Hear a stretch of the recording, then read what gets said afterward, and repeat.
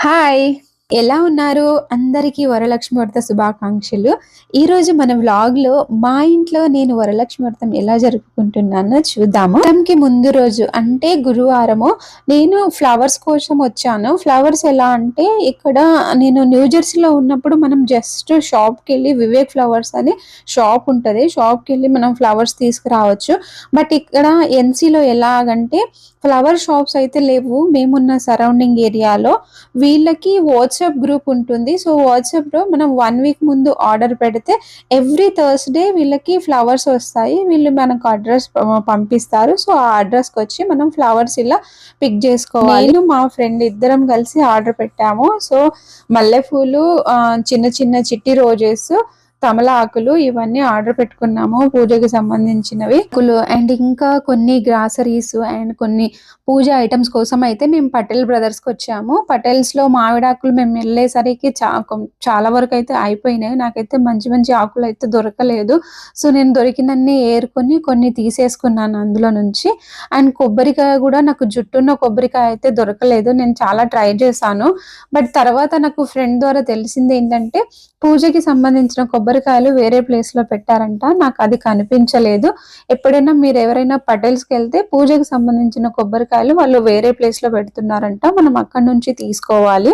ఇక్కడైతే నాకు యాక్చువల్లీ జుట్టు లేని కొబ్బరికాయనే షాపింగ్ నుంచి వచ్చాక మళ్ళీ రేపు ఫ్రైడేకి లేట్ అయిపోతుంది కదా! అమ్మవారిని డెకరేట్ చేయాలి, రెడీ చేయాలి, ప్రసాదాలు చేయాలంటే లేట్ అయిపోతుందని నేను డెకరేషన్ నైటే మేము గురువారం నైటే పెట్టేసుకున్నాము. ఎలా అంటే నా దగ్గర బనానా లీవ్స్ ఉన్న బ్యాక్ డ్రాప్ నాది పాతదే. నేను ఎవ్రీ టైమ్ పూజకి ఇదే యూజ్ చేస్తున్నాను.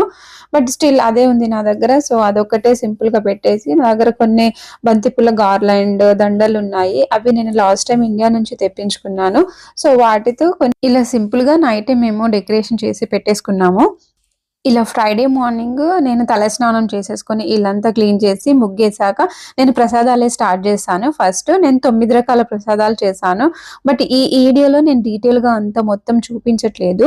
ఎందుకంటే ఈ వీడియో చాలా లెంథీ అయిపోతుంది. 9 రకాల ప్రసాదాలంటే వామ్మో 9 రకాలా అని అనుకోకండి. జస్ట్ 3 ప్రసాదాలు ఒకటేసారి ప్లెయిన్ రైస్ కుక్ చేయొచ్చు మనము. పులిహోర, పరమన్నము అండ్ దద్దోజనము 3 ఒక రైస్‌తో అయిపోతాయి. ఒక మినప్పిండి ఒకటి చేసుకుంటే మనం దాంతో వడలేసుకోవచ్చు. ఆ వడల్లో కొన్ని నార్మల్ వడలు, కొన్ని పెరుగు వడలు అవి కలిపి ఒక 2 ప్రసాదాలు అయిపోతాయి. పానకము, పూర్ణాలు అండ్ అరటికాయ బజ్జీ చేశాను నేను. అండ్ శనగలు ఇవి కలిపి 9 ప్రసాదాలు అండ్ 5 రకాల ఫ్రూట్స్ అయితే పెట్టాము మేము. సో ఈ 9 ప్రసాదాల గురించి నేను ఇన్ డీటెయిల్‌గా ఎలా చేశాననేది ఇంకో వ్లాగ్‌లో పెడతాను. ప్రసాదాలు చేయడం కంప్లీట్ అయిపోయిన తర్వాత నేను అమ్మవారికి అయితే శారీ డ్రాపింగ్ చేసేస్తున్నాను. బట్ ఎవరికైనా నాకు మళ్ళీ ఫ్రైడే మార్నింగ్ టైం సరిపోదు అనుకుంటే మనం గురువారం ఈవినింగే చీరంతా రెడీ చేసుకొని పెట్టుకోవచ్చు. బట్ స్టిల్ నాకు గురువారం పిల్లలతో టైం కుదరలేదు. సో నేను ఫ్రైడే మార్నింగ్ ప్రసాదాలు అయిపోయిన తర్వాత చేస్తున్నాను. ఇప్పుడు కొత్తగా చీర డ్రాపింగ్ చేసే వాళ్ళకి చాలా కష్టంగా అనిపిస్తుంది. నాకైతే లాస్ట్ ఇయర్ చాలా కష్టంగా అనిపించింది. ఇయర్ అయితే సింపుల్ ట్రిక్ అండి. నేను పాటించినట్టు చేస్తే మీకైతే చీర డ్రాపింగ్ అయితే చాలా బాగా పర్ఫెక్ట్‌గా వచ్చేస్తుంది. నేనేం చేశాను ఇక్కడ అంటే మనం చీరని మధ్యలో 2 ఫోల్డ్స్ లాగా చేసుకొని మనం ప్లీట్స్ ఎలా వేస్తామో ఫస్ట్ ప్లీట్స్ వేసుకోవాలి. సైడ్ నుంచి పట్టుకొని అక్కడ మనకు ఎన్ని ప్లీట్స్ కావాలి అనేది అక్కడ పిన్ పెట్టుకుంటే అలా పిన్ పెట్టుకొని అది ఒక సైడ్కి ఉంచేసుకోండి. ఉంచేసుకున్న తర్వాత మనం రెగ్యులర్ పళ్ళుకి ఎలా చేస్తామో అలా పళ్ళుకి కూడా పైన ప్లీట్స్ చేసుకోవాలి. ప్లీట్స్ చేసుకొని దానికి పిన్స్ పెట్టుకోవాలి. పిన్స్ పెట్టుకున్న తర్వాత నేను ఎలా అమ్మవారికి కడుతున్నానో అలా చూడండి వీడియోలో చూపించినట్టు. నాకు పైన పెట్టిన కలశం చెంబు అయితే కొంచెం లూజ్‌గా అయింది. టైట్‌గా పట్టలేదు. సో నేనేం చేశానంటే ప్లాస్టర్ ఉంది కదా, కింద చీర పెట్టేసి నేను కట్టేసి ప్లాస్టర్‌తో గట్టిగా చుట్టేసాననమాట. అసలు ఎటు పోకుండా ఎలా కదలకుండా గట్టిగా కట్టేశాను. ఆ ప్లాస్టర్ అయితే మనకు కనిపించదు. మనం మొత్తం చీర అమ్మవారికి కట్టిన తర్వాత అదంతా కవర్ అయిపోతుంది. మనం ఫేస్ పెట్టాక, మనం నగలు పెట్టాక అసలు అది ప్లాస్టర్ అనేది మీకు కనిపించదు. అమ్మవారు అయితే రెడీ అయిపోయారు. ఇప్పుడు నేను రెడీ అవ్వడం ఇది ఒక పెద్ద టాస్క్ అన్నమాట. నాకు 2 పిల్లల్ని హ్యాండిల్ చేసుకొని నేను రెడీ అవ్వడం అంటే మనం వరలక్ష్మి వ్రతం చేసే ముందు అసలు వరలక్ష్మి వ్రతం అంటే ఏంటి? మనం ఎందుకు చేస్తాం అనేది తెలుసుకుందాము. వరలక్ష్మి వ్రతం అనేది హిందూ ఫెస్టివల్ అనమాట. ఇది గాడెస్ లక్ష్మీదేవికి డెడికేట్ చేసి మనం ఆ రోజు లక్ష్మీ అమ్మవారిని పూజ చేస్తాం. సౌభాగ్యంగా ఉండాలి అనేది మన భర్త కోసము ఈ వ్రతాన్ని అయితే పాటిస్తాము.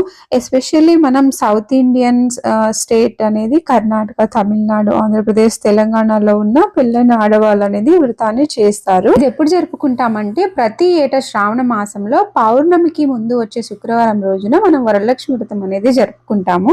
అష్టలక్ష్ముల్లో వరలక్ష్మి దేవికి అనేది ఎంతో ప్రాముఖ్యత ఉంది. యాక్చువల్లీ పెళ్ళైన ఆడవాళ్ళంతా నిత్య సుమంగలిగా ఉండాలనేది వరలక్ష్మి వ్రతం తప్పనిసరిగా ఆచరిస్తారు. అంటే కొంతమంది వాళ్ళ ఇంట్లో ఆచారం ప్రకారంగా అయితే చేస్తూ ఉంటారు, ఇలా మనం సాంప్రదాయ ప్రకారంగా. సో ఇలా హెల్త్, వెల్ బీయింగ్, మనకు సౌభాగ్యము ఇదంతా రావడానికి మనమైతే నోములాగా నోచుకుంటాము. సరిగా వరలక్ష్మి వ్రతాన్ని ఎవరు చేసుకున్నారంటే చారుమతి చేసుకున్నారు. సో చారుమతికి ప్రాసెస్ అనేది అమ్మవారు కలలో వచ్చి అసలు వరలక్ష్మి వ్రతాన్ని ఎప్పుడు చేసుకోవాలి, ఎలా చేసుకోవాలి, ఏవే నియమాలు పాటించాలి అనేది మొత్తం కలలో ఎక్స్ప్లెయిన్ చేసి వెళ్ళారు. ఇలా వరలక్ష్మి వ్రతం అప్పుడు కొంతమంది సాంప్రదాయం ప్రకారంగా కలశం పెట్టుకుంటారు, కొంతమంది కలశం అయితే పెట్టుకోరు. మేమైతే కలశం పెట్టుకుంటాము. సో నేను కలశానికి కుంకుమ బొట్టు పెట్టేసి కంకణం కట్టేసి అందులో వాటర్ పోసి అందులో కొంచెం పసుపు, కుంకుమ, ఫ్లవరు, అక్షంతలు ఇవన్నీ వేసి కొంచెం నేను క్వార్టర్ బిల్ల అంటే మన దగ్గర రూపాయి బిల్ల అట్లా వేస్తాం కదా, సో అలా వేసేసి నేను కొబ్బరికాయకి పసుపు, కుంకుమ చక్కగా రాసి బొట్టు పెట్టి పైన జాకెట్ ముక్క కలశం లాగా పెట్టేశాను. పెట్టి దానికి బ్యాంగిల్స్ పెట్టాను, ఫ్లవర్స్ పెట్టి ఇలా డెకరేషన్ అయితే కలశం అయితే పెట్టేశాను. సో కలశానికి కింద ఒక ఇత్తడి పళ్ళెమైనా వెండి పళ్ళెమైనా పెట్టుకోవచ్చు. మీ దగ్గర ఏ ప్లేట్ ఉందో ఆ ప్లేట్ అయితే పెట్టుకోవచ్చు. నేనైతే ఇక్కడ నా దగ్గర ఇత్తడి ప్లేట్ పెట్టేసుకున్నాను నేను. సో కింద కలశానికి కింద నేను కొంచెం పసుపు, కుంకుమ, బియ్యము ఇలా ఫ్లవర్స్ పెట్టేసి నేను పైన కలశం అయితే పెట్టేసుకున్నాను. ఇంట్లో ఏ పూజ స్టార్ట్ చేసినా, ఈవెన్ దో సత్యనారాయణ వ్రతము ఏ పూజ స్టార్ట్ చేసినా మనం గణపతి పూజతోనే స్టార్ట్ చేస్తాము. సో మేమైతే ఫస్ట్ పసుపుతో గణపతి చేసుకొని గణపతి పూజ అయితే కంప్లీట్ చేసాము. గణపతి పూజ కంప్లీట్ చేశాక గణపతికి ఫస్ట్ తాంబూలము, ఫస్ట్ హారతి, ధూప నైవేద్యం అనేది గణపతికి పెట్టేశాము. సో దాని తర్వాత కలశ పూజ అయిపోయిన తర్వాత మనము తర్వాత వరలక్ష్మి వ్రతం అనేది స్టార్ట్ చేస్తాము. నేనైతే అమ్మవారికి అష్టోత్తర శతనామావళి 108 నామాలతో పూజ అయితే చేశాను. ఒక్కొక్క నామానికి మనం పూలు, అక్షంతలు ఇలా అమ్మవారి మీద వేసుకుంటూ ఒక్కొక్క నామం చదువుకుంటూ పూజ అయితే కంప్లీట్ చేసేయాలి 108 నామాలతో. అమ్మవారి పూజ అంతా అయిపోయిన తర్వాత అమ్మవారికి ధూప దీపం నైవేద్యం అంతా పెట్టేసి అమ్మవారికి తాంబూలం సమర్పించేసాము. అంటే తాంబూలానికి ముందు మనం పట్టు వస్త్రాలు అమ్మవారికి పూజ చేసేటప్పుడే మనం పట్టు వస్త్రాలు ఎవరైనా చీర సమర్పించుకోవాలి, ఏమైనా నురుపోగు సమర్పించుకోవాలి అంటే మధ్యలో మన మంత్రాలు చదువుతున్నప్పుడు ఆ ప్రాసెస్ వస్తుంది.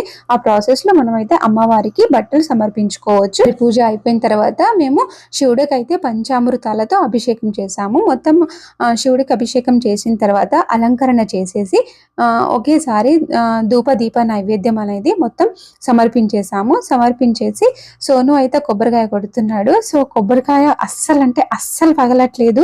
కింద మన ఫ్లోర్ కాదు కదా, సో ఇదంతా వుడెన్ ఫ్లోర్. మేమైతే భయపడి పగలగొట్టాము.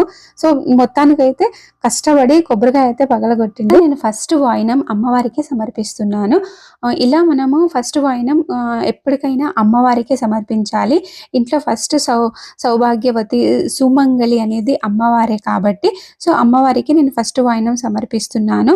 ఎలా అంటే ఇప్పుడు నా దగ్గర ఉన్న ఐటమ్స్తో నేను వాయినం అయితే సమర్పిస్తున్నాను. అందులో నేను జాకెట్ ముక్క, తమలపాకు, గాజులు, పసుపు, కుంకుమ, ఆకు వక్క, శనగలు, అందులో కొన్ని అక్షంతలు అండ్ పువ్వులేసి అమ్మవారికి అయితే నేను వాయినం అయితే ఇచ్చేస్తున్నాను. సో ఇలా వాయినాలు అయితే మనము ఆడ్ నెంబర్స్లో ఇవ్వాలంట. 1 లేదా 3 లేదా 5 లేదా 7 అట్లా సో ఆన్స్ ఆడ్ నెంబర్లో ఇవ్వాలంట. నాకు ఈ కమ్యూనిటీ సరౌండింగ్లో చాలామంది ఫ్రెండ్స్ అయితే లేరు. సో నేను మా ఫ్రెండ్ వాళ్ళు ఉన్నారు. సో మా ఫ్రెండ్ను వాళ్ళ అత్తమ్మ, ఆంటీ, సో ఆంటీ వాళ్ళైతే వస్తున్నారు ఈవినింగ్ వాళ్ళ పూజ అయిపోయిన తర్వాత. సో నేను కూడా వాళ్ళ ఇంటికి వెళ్తున్నాను వాయినానికి. సో ఇలా అయితే నాకైతే 3 వాయినాలు అయిపోయినాయి ఆ రోజు. ఇస్తినమ్మ వాయినం ఇస్తినమ్మ వాయినం ఇస్తినమ్మ వాయినం వాయినం పుచ్చుకుంటున్నది ఎవరు? అంతా అయిపోయిన తర్వాత మనం కూర్చొని వ్రత కథ అంతా చదువుకోవాలి. ఒక్కలే ఉంటే మీరు కూర్చొని చదువుకోండి. ఇంకా చాలా మంది మీతో పాటు కలిసి చేసుకున్నట్టయితే మీరు కూడా వాళ్ళకి చదివి వినిపించండి. లేకపోతే అయ్యవారితో చేసుకున్న వాళ్ళు అయ్యవారే వ్రత కథ మనకు చాలా బాగా ఎక్స్ప్లెయిన్ చేస్తారు. సో అది వింటే మనకు చాలా అంటే ఎవ్రీ ఇయర్ వింటున్న వ్రత కథే అయినా మనకు ప్రతి సంవత్సరం నాకెందుకో చాలా కొత్తగా అనిపిస్తుంది. నాకు చాలా బాగా అనిపిస్తుంది. వింటున్న కొద్దీ వినాలనిపిస్తుంది. అది ఎందుకో అది అమ్మవారి మహిమనో ఏమో గాని నాకైతే చాలా బాగా అనిపిస్తుంది. మరునాడు మార్నింగ్ అంటే సాటర్డే అప్పుడు నేను పొద్దునే లేచి మళ్ళీ తలస్నానం చేసుకొని అమ్మవారికి అయితే దీపం పెట్టి ఏదో ఒక నైవేద్యం అంటే 9-10 నైవేద్యాలు చేయకుండా నేను ఏదో ఒక వడలు చేసుకున్నాను. సో వడలు చేసి అమ్మవారికి అయితే నేను నైవేద్యం పెట్టేసి మళ్ళీ ధూప దీపాలతో హారతి ఇచ్చేసి ఇదంతా ఇప్పుడు అమ్మవారిని తీస్తాం కదా. సో నాకెందుకో తీసేటప్పుడు చాలా బాధ అనిపిస్తుంది. మనం ఇంత కష్టపడి పెడతాము, అమ్మవారు ఎందుకో చక్కగా నవ్వుతున్నట్టు అనిపిస్తారు నాకు ఫోటోలో అమ్మవారు అయితే చక్కగా కళకళలాడుతూ.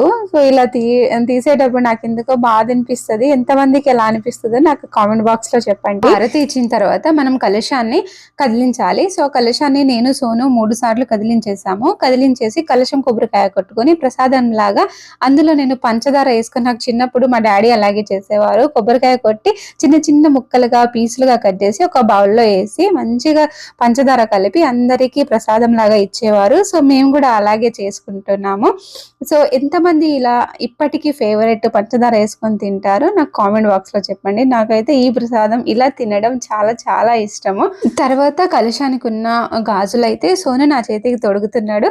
సో అలా అయితే నాకు ఎంతో చాలా హ్యాపీగా అనిపిస్తుంది. ఎవ్రీ ఇయర్ ఈ మూమెంట్ కోసం అయితే నేను ఎదురు చూస్తాను.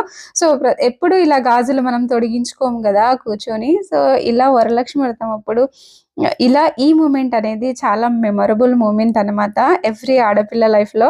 అయాన్ ఈ ఏరియా కిండర్ గార్డెన్ స్టార్ట్ చేసిండు. సో వాడి బుక్స్ వాడి ఫోల్డర్ అదంతా అమ్మవారి ముందు పెట్టేసి, అమ్మవారు వరలక్ష్మి అమ్మవారు సరస్వతి అమ్మవారు స్వరూపం కాబట్టి నేను వాడి బుక్స్ అక్కడ పెట్టేసి పూజ చేసి వాడి చేతికి ఇచ్చాను. ఇలా అయితే మా ఇంట్లో వరలక్ష్మి వ్రతం అయితే జరుపుకున్నాము. మీరు ఎలా జరుపుకున్నారో నాకు కామెంట్ బాక్స్ లో చెప్పండి. మీకు నా ఈ వ్లాగ్ నచ్చిందా? సో వ్లాగ్ నచ్చినట్లయితే ప్లీజ్ లైక్ చేయండి, షేర్ చేయండి, సబ్స్క్రైబ్ చేయడం మాత్రం మర్చిపోకండి. 1 సెకండ్ అందరికీ హ్యాపీ వరలక్ష్మి వ్రత శుభాకాంక్షలు. Thanks for watching.